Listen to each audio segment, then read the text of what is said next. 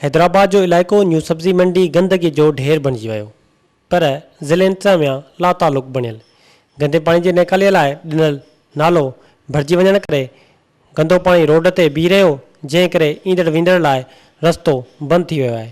जॾहिं त गंदो पाणी आबादीअ में दाख़िल थियण करे इलाइक़े वासियुनि जो जीअण जंजाल करे छॾियो आहे। जंहिंजो न त को कंहिं सही नक्शो इंजीनियर ठाहियो, न ई को प्रोजेक्ट हो, न ई को प्लान थियल हो। फेराए सिराए चारे इलाइक़नि में हिते ख़तमु करे हलिया विया।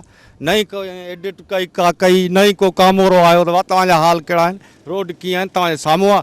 मेन रोडनि हिननि रोडनि मां असांखे तकलीफ़ इहा आहे, असां पंजनि हथनि सां ऐं इन्हनि ॿारनि मासूमनि ॿारनि खे जानवरनि खे किरंदे गाॾियूं कढंदे ॾिठो आहे। असांखे बाबा ॻोठाइण खे वॾी तकलीफ़ आहे हिन गटर मां।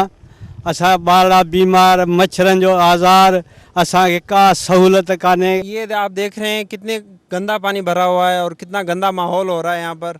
इसकी वजह से आमदोरफ्त में आने जाने में काफ़ी लोग परेशानी हो रही है।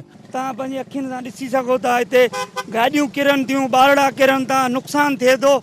ऐं केरु नुमाइंदो, को चङो मुड़ुसु, को वॾेरो, को कामारो हिते ॻाल्हाइण लाइ तयारु न आहे को।